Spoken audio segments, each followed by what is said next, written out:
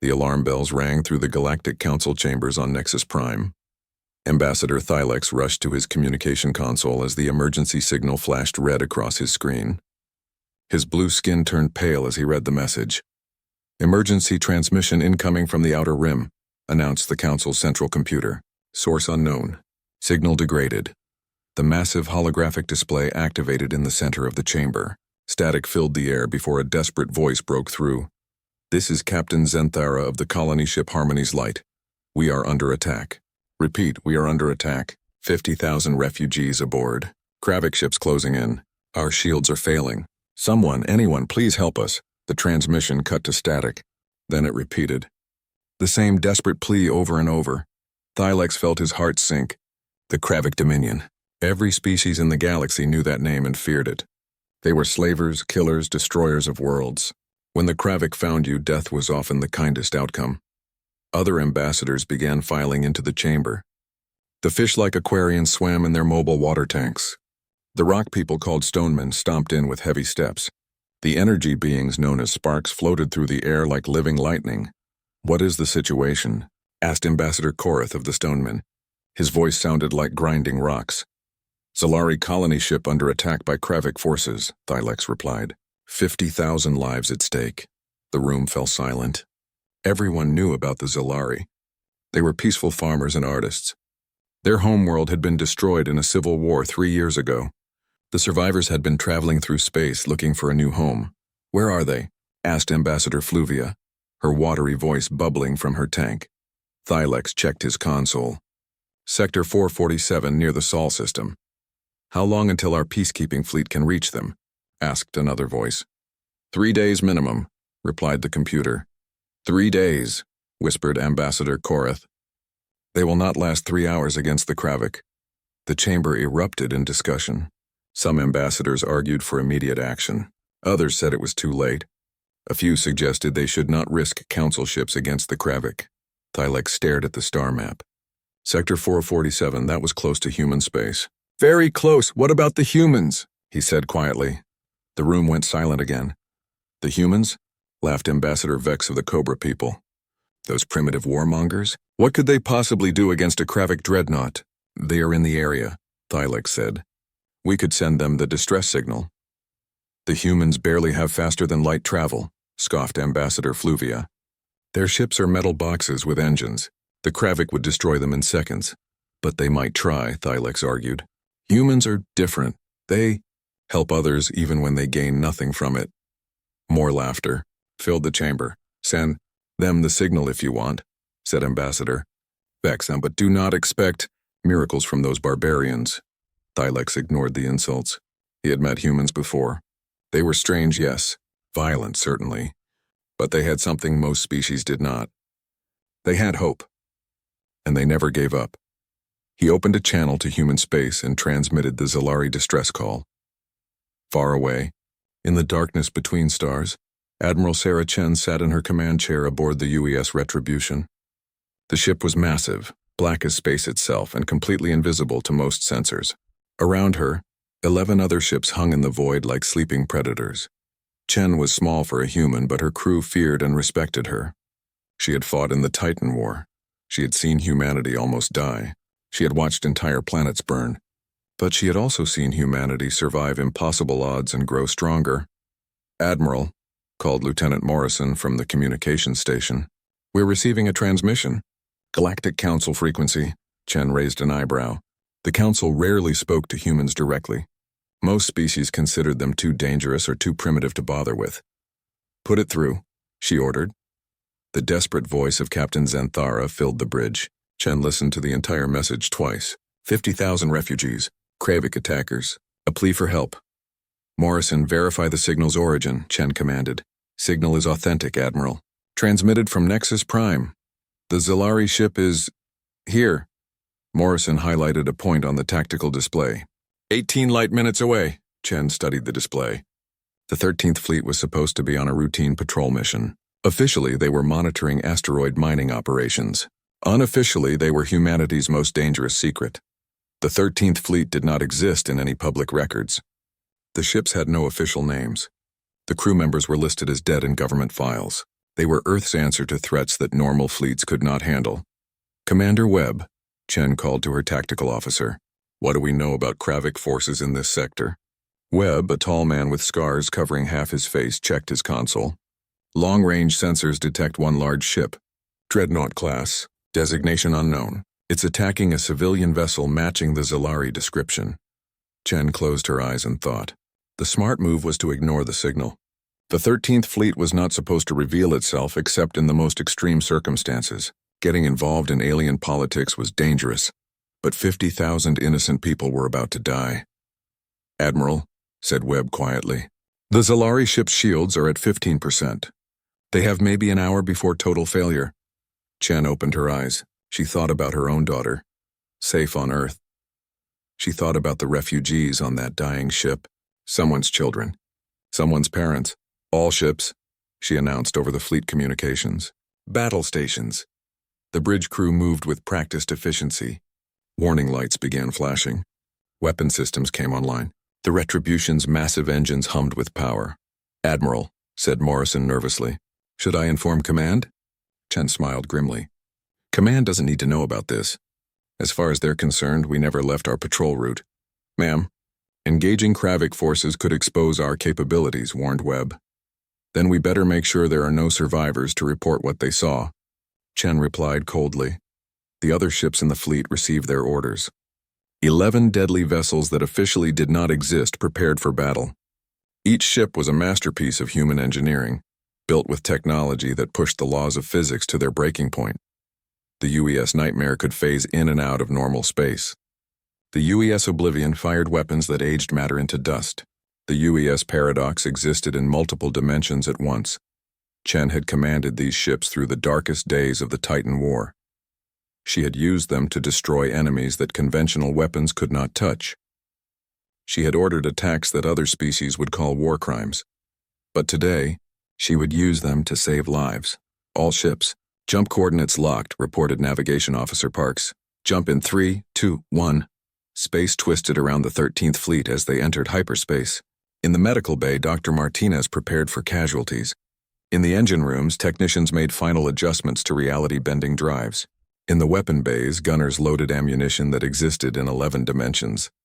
Somewhere in normal space, a Kravik dreadnought continued its slow, cruel attack on a defenseless colony ship.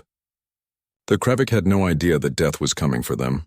Earth's deadliest fleet was about to introduce themselves to the galaxy.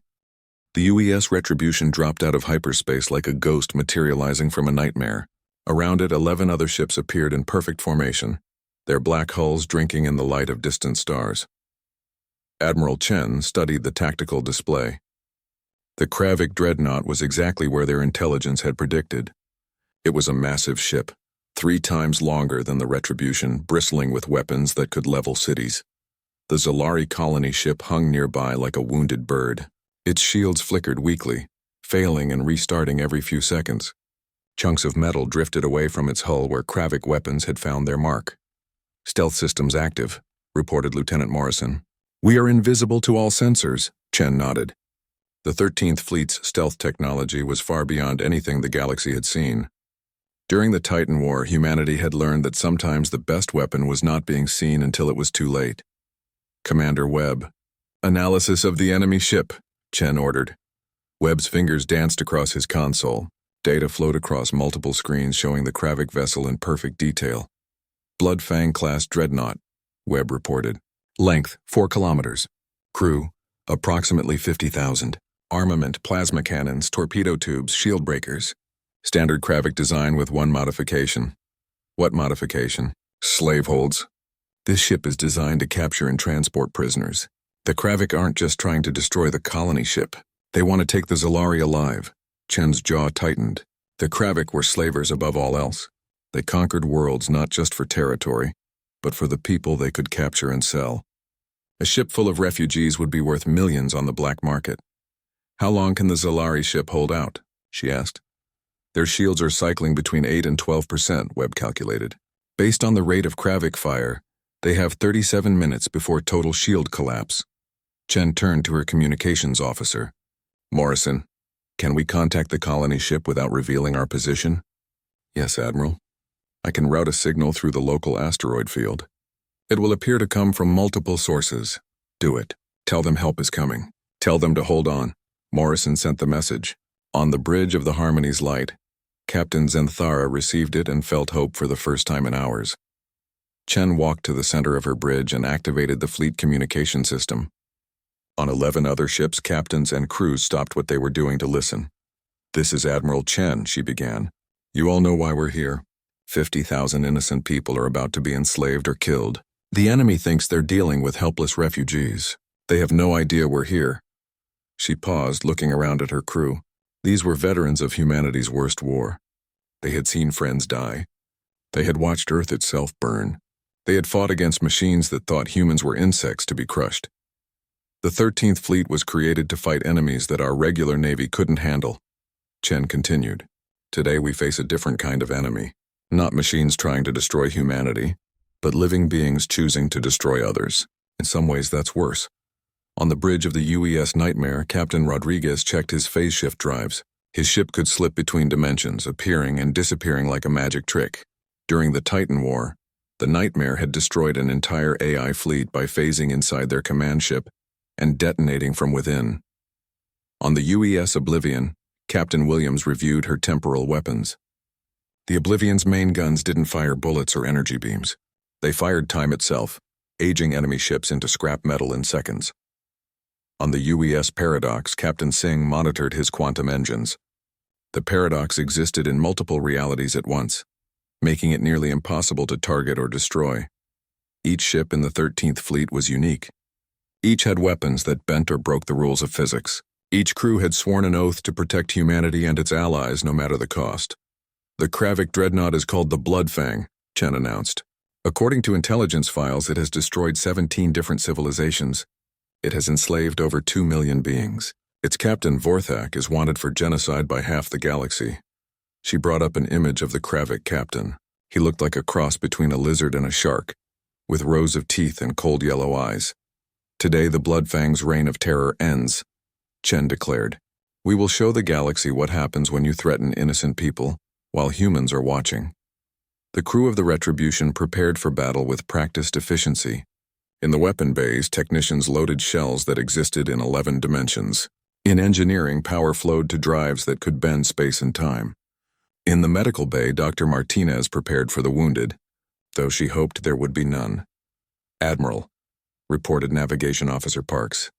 "All ships report ready for combat." Chen studied the enemy dreadnought one more time. It was still firing on the colony ship, taking its time, enjoying the hunt. The Kravik loved fear. They fed on desperation. They were about to learn what real fear felt like. "All ships move to attack positions," Chen ordered. "Phase shift approach. Quantum stealth until final engagement. Remember, we want to send a message to the galaxy." The 13th Fleet began to move. The ships spread out in a complex pattern, approaching the Kravik dreadnought from multiple angles. To any observer, it would look like empty space. The stealth systems made the human ships invisible to every type of sensor known to galactic science. 30 seconds to optimal firing. "Position," reported Webb. Chen activated her personal communication, linked to the other ship captains. "Ladies and gentlemen, you know the plan. Hit them hard, hit them fast, and leave no doubt about who did this." On the Bloodfang, Captain Vorthak was enjoying himself. The Zalari ship was beautiful in its helplessness, like a butterfly with torn wings. Soon its shields would fail completely. Then his crews would board and begin the harvest. 50,000 Zalari would bring a fortune on the slave markets. Their peaceful nature made them excellent servants. Their artistic skills made them valuable entertainment. Their children could be trained from birth to serve their Kravik masters. "Sir," called his sensor operator, "the colony ship is sending another distress signal." Vorthak laughed, showing rows of razor-sharp teeth. "Let them call for help. There is no one in this sector who would dare face the Bloodfang." He had no idea that 12 ships were already in position around him, their weapons locked onto his vessel, their crews waiting for the order to fire. 10 seconds to engagement," Webb announced quietly. Chen took a deep breath. In 10 seconds, the 13th Fleet would reveal itself to the galaxy. There would be no going back after this. Humanity's most dangerous secrets would be exposed, but 50,000 lives hung in the balance. "All ships," she announced. Weapons free. Show them what happens when Earth's deadliest fleet responds to an SOS. The bridge of the Kravik dreadnought Bloodfang was filled with the sounds of celebration. Captain Vorthak watched the Zalari colony ship's shields flicker and fail for longer periods each time. His crew was already preparing boarding pods and slave restraints. "Sir, their shields are down to 6%, reported his weapons officer, a scarred Kravik named Thurek. "One more barrage should collapse them completely." Vorthak's yellow eyes gleamed with pleasure. "No, continue with single shots. I want them to suffer. I want them to know their fate is sealed." The Kravik loved fear almost as much as they loved profit. Breaking the spirit of their victims before capture made them easier to control later. "Sir," the sensor operator's voice suddenly filled with panic. "I'm detecting multiple contacts. Ships decloaking around us." Vorthak spun around. "What, how many ships?"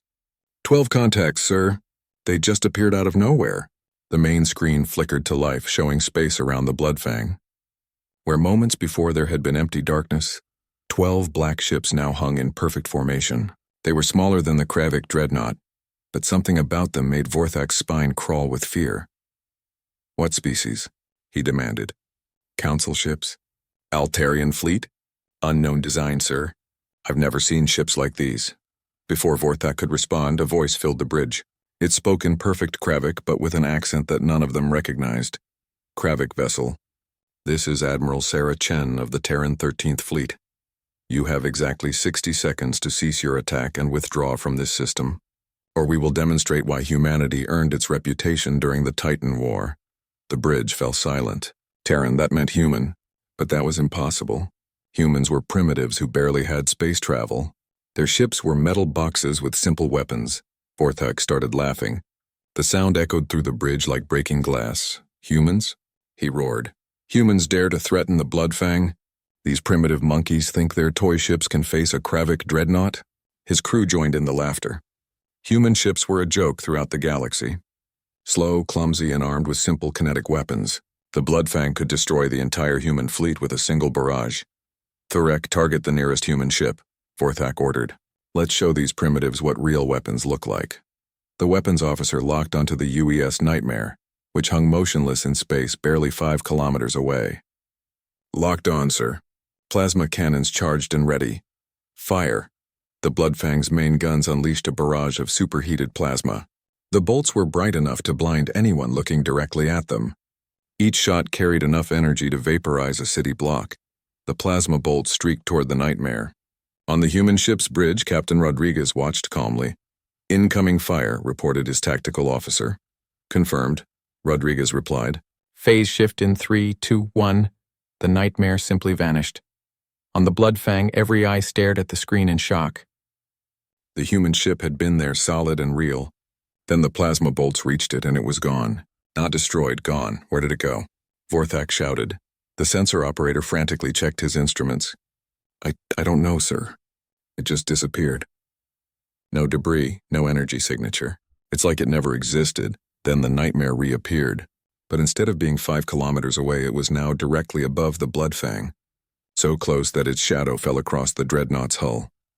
"Impossible," whispered Thurek. Admiral Chen's voice filled the bridge again. "You had 60 seconds. You chose to waste them. Now you will learn why the galaxy fears human weapons." The Nightmare's main guns fired, but they didn't fire energy or projectiles. They fired gravity itself. The gravitational waves hit the Bloodfang's armor and compressed it like an invisible fist. Metal that had survived 1,000 battles crumpled like paper. Whole sections of the ship's hull simply collapsed inward. Alarms screamed throughout the dreadnought. Emergency bulkheads slammed shut as atmosphere rushed out through dozens of breaches. "Damage report," Vorthak screamed. "Forward sections 7 through 12 are gone," his engineer reported.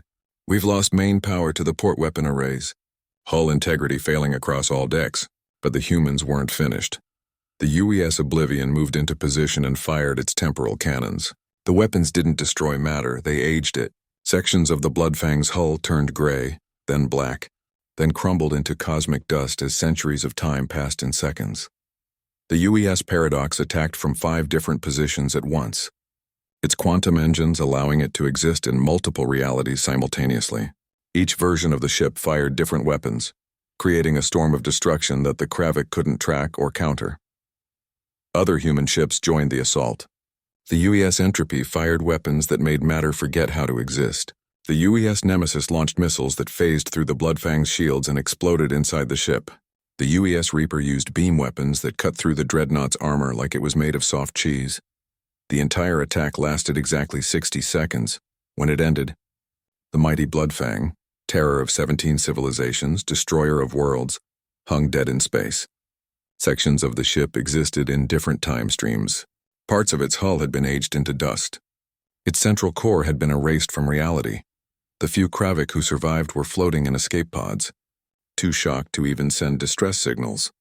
On the bridge of the Harmony's light, Captain Zenthara and her crew watched in stunned silence. The Zalari were a peaceful people who had never seen real warfare. What they had just witnessed was beyond their understanding. "By the eternal stars," whispered Zenthara. "What are these humans?" Admiral Chen's voice reached them on a private channel. "Captain Zenthara, this is Admiral Chen. You and your people are safe now. We're transmitting medical supplies and repair nanites to help fix your ship." "Admiral," Zenthara replied, her voice shaking. "I don't understand. Why did you help us? We are strangers to you." Chen was quiet for a moment. When she spoke again, her voice was gentle. "Because someone called for help and we were in the area. That's reason enough." The human ships began to move away from the battle site. They had accomplished their mission with terrifying efficiency. But instead of taking prisoners or claiming territory, they simply prepared to leave. "Admiral," Zenthara called out. "Wait, the galaxy should know what happened here. The galaxy should know that humans saved us." "The galaxy will know," Chen replied. "But not from us. We were never here, Captain. Officially, this fleet doesn't exist." One by one, the human ships vanished back into the darkness between stars. They left behind only wreckage, stunned Kravik survivors, and 50,000 grateful Zalari refugees. And they left behind a question that would echo across the galaxy. If this was what humans could do when they wanted to help, what could they do when they wanted to hurt? The answer to that question would change everything. The news spread across the galaxy like wildfire. Within 6 hours of the battle, every major news network was broadcasting the story. The Kravik dreadnought Bloodfang, terror of 17 civilizations, had been destroyed in 60 seconds by ships that appeared from nowhere. The Galactic Council chambers on Nexus Prime were in chaos. Ambassadors from dozens of species demanded answers. Emergency sessions were called. Intelligence reports were examined and re-examined. Ambassador Thylex sat in his private office watching the news reports with growing amazement. The footage was grainy and incomplete, recorded by the Zalari ship's external cameras, but it showed enough. 12 black ships appearing from empty space, weapons that defied physics, a battle that lasted exactly 1 minute, and then the mysterious fleet vanishing as suddenly as it had appeared. "The ships were human," announced Ambassador Vex to the Emergency Council session. "We confirmed this from the transmission records. They identified themselves as Terran vessels." The chamber erupted in disbelief. Ambassador Fluvia's watery voice bubbled with confusion. "Impossible. Human ships are primitive. They use simple kinetic weapons and chemical drives." "Show them the footage again," demanded Ambassador Korath. The holographic display activated, showing the destruction of the Bloodfang in slow motion. The Council watched human ships phase in and out of reality. They saw weapons that bent time and space. They witnessed technology that challenged everything they thought they knew about physics. "How is this possible?" asked an ambassador from the Crystal Collective. "Our intelligence reports say humans barely have faster-than-light travel." Thylex stood up slowly. All eyes turned to him. "Perhaps," he said carefully, "our intelligence reports are wrong." The chamber fell silent. "What do you mean?" asked Ambassador Vex. "I mean," Thylex continued, "that maybe humans have been hiding their true capabilities. Maybe we have been so busy looking down on them that we never bothered to look closely." Ambassador Korath's stone face showed doubt. "You think humans have been lying to us?" "I think humans have been protecting themselves," Thylex replied. "Think about it. If the galaxy knew humans had weapons like this, what would happen? Every species would either try to conquer Earth or ally with it out of fear." The truth of his words sank in slowly. The galaxy was not a peaceful place. Species conquered each other regularly. Resources were limited. Territory was precious. If humans had the power to destroy dreadnoughts in seconds, they would become either the most feared empire in the galaxy or the biggest target. But why reveal themselves now? Asked Ambassador Fluvia. Why risk exposure for the Zalari? Before anyone could answer, a new transmission came in.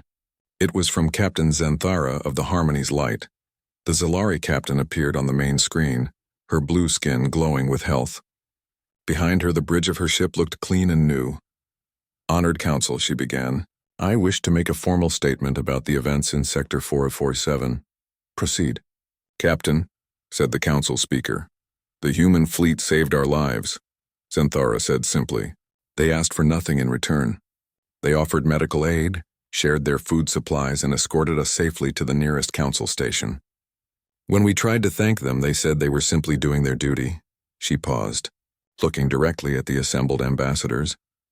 The humans could have destroyed our ship as easily as they destroyed the Kravik vessel. Their weapons are beyond anything I have ever seen.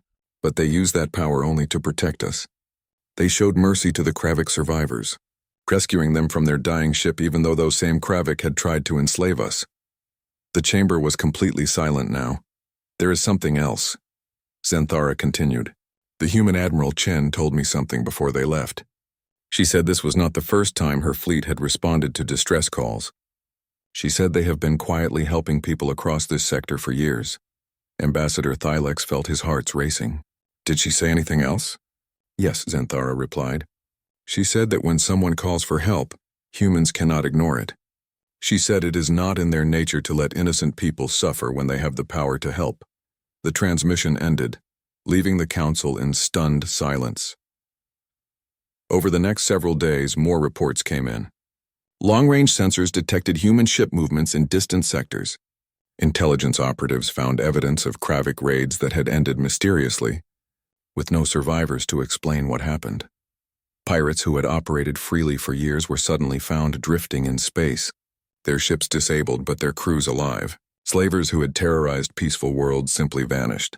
Warlords who had seemed untouchable were discovered in escape pods, babbling about ships that appeared from nowhere. The pattern was always the same. Quick, efficient attacks. No unnecessary killing. No demands for territory or tribute. Just swift justice and then nothing. As if the attackers had never existed. They've been protecting this entire sector, Admiral Korath told the council. For years, humans have been fighting threats that we didn't even know existed. But why? Demanded Ambassador Vex. What do they gain? The answer came from an unexpected source. A human delegation arrived at Nexus Prime, led by Ambassador Maria Santos. She was an elderly woman with kind eyes and graying hair. She looked nothing like the terrifying warriors the galaxy now imagined all humans to be. Honored Council, she said when she was given permission to speak, I am here to address the questions about recent events. We want to know about your military capabilities, Ambassador Vex said bluntly. We want to know why you have been hiding your true power. Ambassador Santos smiled sadly. We have been hiding nothing. We have simply been protecting ourselves and others as best we can. The ships that destroyed the Bloodfang, said Ambassador Fluvia. Where did they come from? From necessity, Santos replied. 5 years ago, humanity faced extinction. An artificial intelligence collective called the Titans tried to destroy our species. We developed new weapons and tactics not to conquer others, but to survive. She activated a holographic display showing images from the Titan War. The Council watched in horror as AI ships attacked human colonies. They saw entire planets burning. They witnessed space battles on a scale that dwarfed anything in galactic history. We learned that sometimes peaceful solutions are not enough, Santos continued. Sometimes to protect innocent life you must be prepared to do terrible things to terrible people. And now? Asked Ambassador Thylex. What does humanity want? Santos looked around the chamber, meeting the eyes of representatives from dozens of species. We want what we have always wanted, she said. To live in peace, to explore the stars, to help others when we can. The same things you all want. But you have weapons that could conquer the galaxy, pointed out Ambassador Korath. Yes, Santos agreed. And that is exactly why we will never use them for conquest. Power without restraint is not strength. It is madness. The human ambassador stood to leave, then turned back to address the council one more time. The 13th Fleet responded to the Zalari distress call. because 50,000 innocent lives were at stake. They will respond to the next distress call for the same reason, and the one after that. This is who we are. As she left the chamber, the council sat in stunned silence. They had spent so long dismissing humans as primitive barbarians that they had missed the most important truth about them. Humans were not just warriors. They were guardians, and the galaxy was about to learn what that meant. 6 months after the destruction of the Bloodfang, the galaxy learned exactly what it meant to have humans as guardians. The Kravik Dominion, humiliated by the loss of their most feared dreadnought, launched the largest military campaign in their history. 3 entire star systems came under attack simultaneously. The Kravik leaders believed the human intervention had been a one-time event, a lucky strike by a small fleet. They were wrong. Admiral Chen stood on the bridge of the Retribution, watching 3 different tactical displays. Each one showed a different star system under assault. Each one showed Kravik fleets numbering in the hundreds of ships. Simultaneous attacks on the Arcturus, Vega, and Centauri systems, reported Commander Webb. Estimated enemy strength, 600 ships total. Chen nodded grimly. The Kravik were making a statement. They wanted the galaxy to know that one defeat meant nothing. They wanted to show that they were still the apex predators of space. What about Council response? Chen asked. The Council fleets are mobilizing, Webb replied, but they won't reach the battle zones for at least 4 days. By then, all 3 systems will have fallen. Chen studied the displays. Millions of innocent people lived in those systems. Peaceful traders, farmers, scientists. The kind of people who had never hurt anyone in their lives. "Ma'am," said Lieutenant Morrison from Communications, "we're receiving multiple distress signals. All 3 systems are requesting immediate assistance." Chen activated the fleet communication system. This time she was speaking not just to the 13th Fleet, but to 47 other human vessels that had been secretly deployed throughout the galaxy. "All commands, this is Admiral Chen. You are all aware of the situation. The Kravik have chosen to escalate. They believe they can terrorize innocent people while humanity watches. On dozens of ships scattered across space, human crews listened to their admiral's words. These were not just military vessels. Some were disguised as cargo ships. Others looked like civilian transports. A few appeared to be scientific research vessels. All of them carried weapons that could reshape reality. Today we show the galaxy who we really are, Chen continued. We are not conquerors. We are not empire builders. We are protectors. And when innocent people call for help, we answer. The human fleet began to move. Ships that had been hiding throughout the galaxy revealed themselves. Vessels that existed in multiple dimensions simultaneously appeared in all 3 battle zones at once.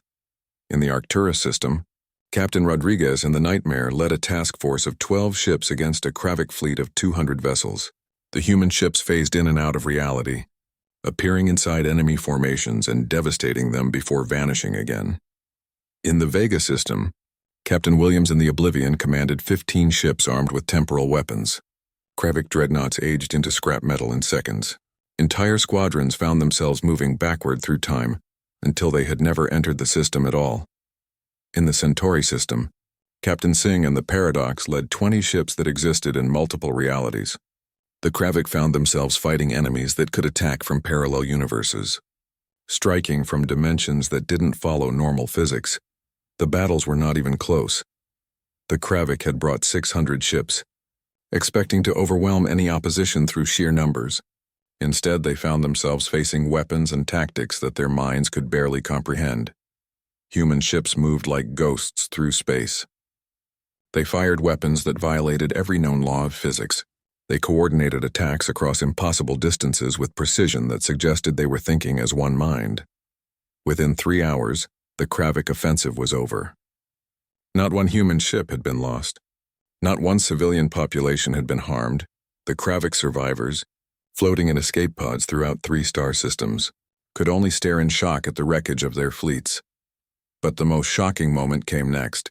Instead of pursuing the defeated Kravik forces back to their home systems, the human fleet stopped.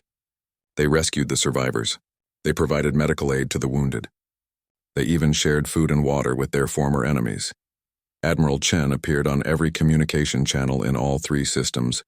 Her image broadcast to civilian populations, military forces, and news networks alike. "People of the galaxy," she began. Today you witness the true nature of humanity. We have the power to destroy, but we choose to protect. Her words were translated into thousands of languages and broadcast across hundreds of worlds. The Kravik came here to spread fear and suffering. They found only justice. But this victory belongs not to humanity alone.